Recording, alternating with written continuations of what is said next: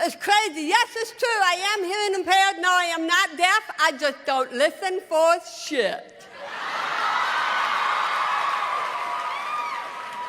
Get a load of this. I paid $4,000 for my hearing aids, and I'm thinking for another $1,000, I could have had that boob job. When I was born RH negative. Then a couple years later, I developed spinal meningitis. Doctors told my family, quote, that I would be a slow learner. And I was in a school for retardation for 2 years before they found out it was just a hearing loss. And they called me slow. My hearing impairment is not my handicap. Being sexually frustrated, now there's a handicap.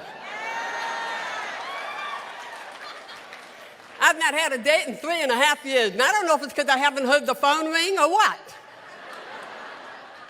But I, too, would like to hear what my date says to me at night. But I just can't hear for shit in the dark. I travel all the time, and I meet some of the most extraordinary people in the world that I get to run into. I was in Chattanooga, Tennessee. Now, sometimes I'm still amazed at the racism that can go on in this country. I was at a hotel called the Choo Choo. The hotel clerk hit the bell for my bellhop to come and get my bags. My bellhop was a skinny, little black man. 70, 80-something years old, coming up to the desk. He was this beautiful old soul. And every time I went down to the lobby, I'd see John. Hey, John, how you doing, John? I'm grabbing him, I'm hugging him, I'm kissing him all over his little face. He's like, get the white woman off of me. On the third day, John looked at me square in the eye and he goes, ma'am, do you know I'm black? Okay, John, when did this happen? I said, does it hurt? Do you know what he said to me? Sometimes. He goes, what about you, ma'am? I go, what do you mean, me? He goes, being deaf and all. He goes, does it hurt? Yeah, John. Sometimes, honey. He goes, ma'am, you can't be kissing on me like that. Down here, people are going to be talking at you. I go, that's okay, John. I'm deaf. I ain't going to hear a damn thing they say.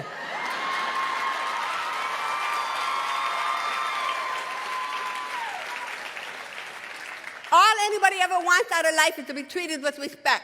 But in order to be treated with respect, you have to be able to give it. And in order to give it, you have to have it for yourself, first and foremost. Otherwise, you don't have the gift to share. Now, I want you to take your right hand and place it on your heart. Where your hand is right now, where your heart is right now, that's yours. That is yours to love, honor, and respect. This is yours.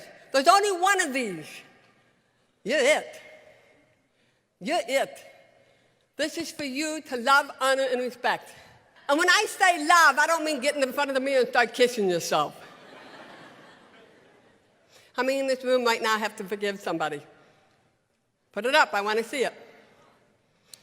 How many have to forgive yourselves? Okay, put your hand down.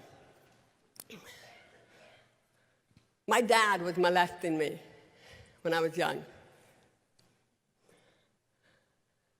I confronted my dad. He denied it. At first I was like, did I make this up? But the second time I confronted him, he admitted it. The third time I confronted him, he called me up and said, hey, Kathy, I'm in an institution. I tried to commit suicide. They said I have to ask people to forgive me. And I thought I did in my own little way, but I didn't. And I yelled in the phone, no!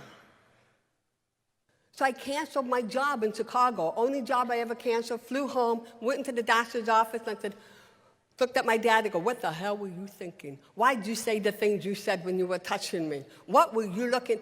And I just went, and the doctor said, you can't talk to him like that. He's suicidal. I go, that's okay. I'll kill him and save him the trouble. I got mad. I got mad at society. I got mad at people. And you know what I did? I gave it all back. If you have to forgive somebody, what's the first thing that's presented to you in your life? Anger, resentment, pain, not trusting, feeling ugly. All these negative words will come upon and they become your life.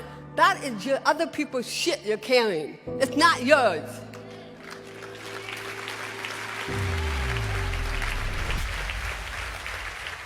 That's how you love yourself. You take all the negative things that are in your life, you give it back to somebody. There's only one power no one can ever take from you. One. And that is the power to forgive. And you use that power to love, respect, and honor yourself. You are the gift that has been put on this universe.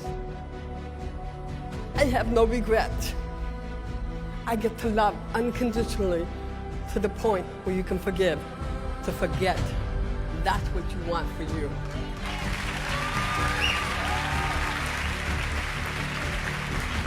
You got one shot at this gift called life. Don't trash it. Don't throw it away. Cheers.